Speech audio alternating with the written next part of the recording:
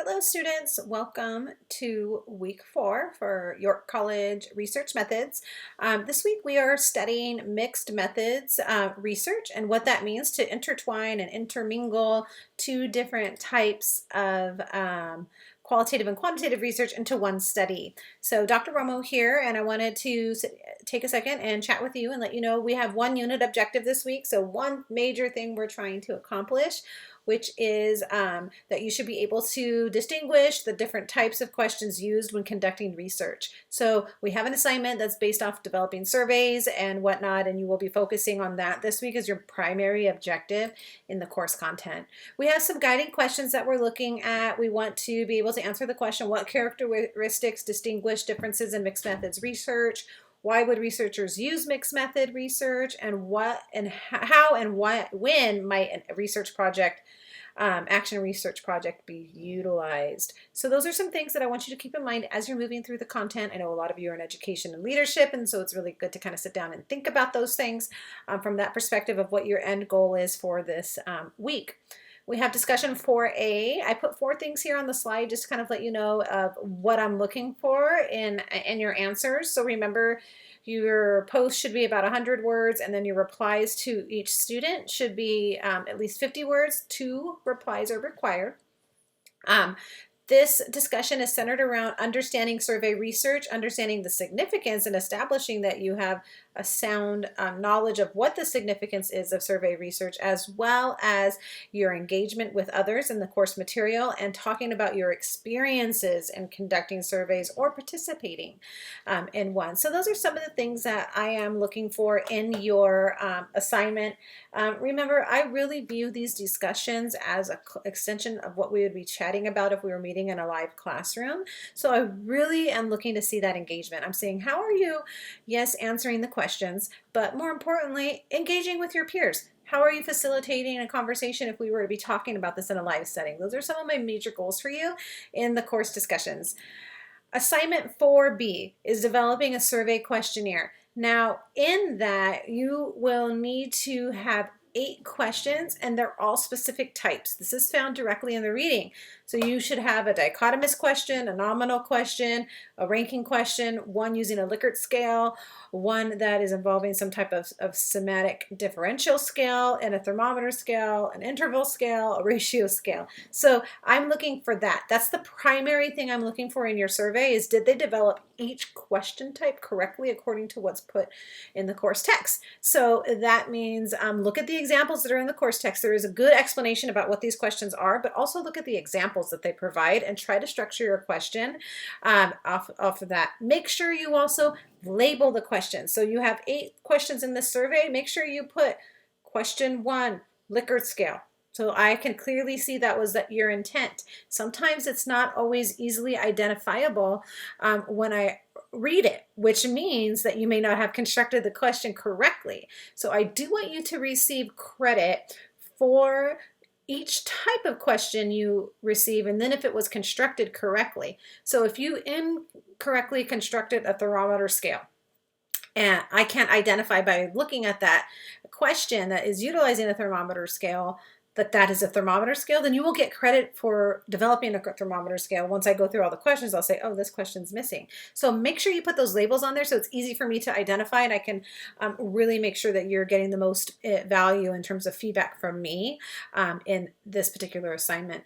The easiest way to construct this 8-question survey is to make sure it's related to your research topic. Now, you won't necessarily be implementing this with your research topic, but at this point in the course, you should be so well versed in your research topic that it should be easy for you to develop questions rather than finding a new topic and trying to think of questions that you could create for that topic. Stick with what you've been working on, stick with the theme of whatever your research is, and it should be a little easier for you to develop those questions. And again, reach out if you have any questions. I don't mind helping at all. We also have practice quiz 4C, which is all about mixed methods research. You'll see here in looking for the quiz help, meaning what can I provide for you, there are 3 things to keep in mind. The first thing is that this is obviously open book. I have said that from the beginning. You can take it as many times as you want, and there's not a time limit. In our Canvas system, it will automatically score the highest score to put into the gradebook. So if you take it 5 times and your last score was lowest, it will automatically go with the highest score. And the intent of this is just content review. I just want to see that you are understanding the material and that you have a good solid perspective on what mixed methods research is, and that you can understand what that means for those types of research projects. To help with that, I have a couple slides I want to chat with you about just to explain to you what mixed methods research is. So looking at it from an explanatory perspective, mixed methods research has these 4 things you see here on the screen. The major thing that we need to know about mixed methods is that it's pulling 2 data sets, meaning you're conducting 2 data analyses, meaning you're doing essentially almost 2 mini studies in one. The purpose of mixed methods research is to utilize some type of qualitative and some type of quantitative research to explain a social phenomena in a way that you could not do that with either type of research on its own effectively. That's the big point. You have to, as a researcher utilizing mixed methods, explain, I could not be effective in doing this quantitatively, and I could not be effective in doing this qualitatively. So in order to answer my research questions, prove or disprove my hypotheses, I need to utilize a mixed methods to be able to clearly explain the social phenomenon the way that it needs to be explained. It does combine the strengths of both methods, but it is almost in essence double the work when it gets to the data collection and data analysis section of your papers when you start to develop thesis, or if you end up going into doctoral work or conducting research studies on your own. So you'll see it's not as commonly used because it ends up being that since it does require so much more work, it ends up not being worth it in the end to some researchers, rather that they can kind of change the scope of their project to be adequately addressed utilizing one methodology. And also sometimes in the scholarly world, as I move into the next slide, looking at mixed method pitfalls, sometimes in the scholarly world, looking academic journal reviewers and things like that, don't view mixed methods as highly as they do when you're using one single method. And the reason for that is they feel that perhaps you're not adequately addressing each methodology properly. And it's not frowned upon, but it's just not widely used because it tends to look like it's weaker research in the eyes of those people that review the research and admit it to journals and things like that from time to time. Now, that's definitely dependent on the individual reviewing your research. However, it is not uncommon that that is the case because there is an argument in scholarship and in academia that if you're trying to divide your time across 2 methodologies trying to prove a research topic, you're not doing an adequate job in your scholarly endeavor of really getting in there and trying to determine what and how to explain the social phenomenon related to qualitative and quantitative individually.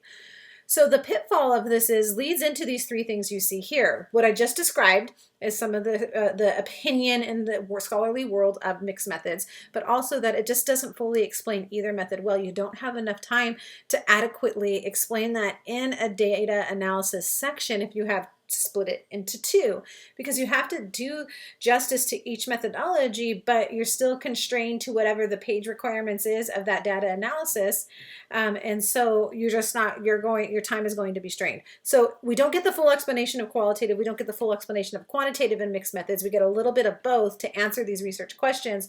And so it can contain some inconsistencies in what we're doing, and it can be a little difficult for the researcher to really establish themselves as an academic being strong suited to answer these questions in this area, developing and determining and showing their expertise. And more importantly is the middle one. It says it requires effective triangulation. So when we're trying to triangulate, we're making that triangle. We have our research topic, we have our research questions, we have our sample, and then we have our data.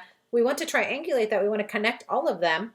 Sometimes it's not as effective in triangulating that because you have to do that with the data with 2 different data points, and it cannot happen as smoothly as we would naturally see fit. So I don't want to be I'm not trying to be a downer on mixed methods. I think there is value and there is importance in utilizing mixed methods in a situation, in a case-by-case basis. It's very highly situational. However, I have been told, and I have seen in my own experiences, that if you feel that this project is really a little bit of quantitative and a little bit of qualitative, then your research question, your research area needs to be narrowed significantly, because your research area should clearly identify and show which methodology is the strongest suited for that particular area of research you want to explore. So to just recap, let's not forget we have discussion 4A that is due on Thursday with reply posts due on Sunday. Assignment 4B, your questionnaire, is due on Sunday, and practice quiz 4C is due on Sunday as well. Remember, these are our guiding questions. These are the things we're looking to achieve and accomplish this week. If you need anything, reach out. I've really enjoyed going through all of your information and all of your assignments. I really feel like you all are having a solid understanding of what we need to accomplish in this course, so I'm really pleased with the progress I've seen so far. I pray you all have a blessed week. God bless.